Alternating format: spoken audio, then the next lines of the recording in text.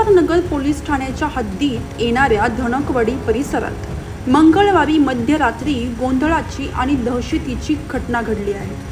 Keshav complex, Saraswati चौक आणि नवनाथ नगर या भागात 3 अज्ञात व्यक्तींनी वाहनांची मोठ्या प्रमाणात तोडफोड केली।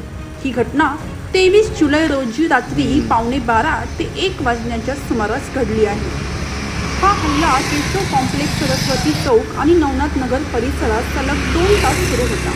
वाहनांना तोडफोडीपासून वाचवण्याचा प्रयत्न करणाऱ्या 2 नागरिकांवर हल्लेखोरांनी वार केले। दोघांना तातडीने कामे हॉस्पिटलमध्ये दाखल करण्यात आले असून त्यांच्यावर उपचार सुरू आहेत। घटनेनंतर सहकारनगर पोलिसांनी घटनास्थळी धाव घेत पंचनामा केला।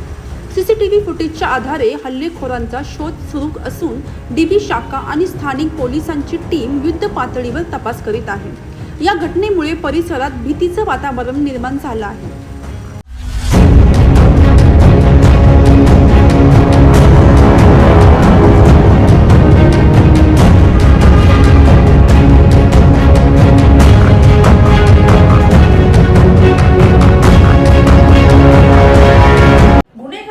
विविध विषयांचा वेध घेण्यासाठी पोलीस मदतला लाईक, शेअर आणि सबस्क्राईब करायला विसरू नका।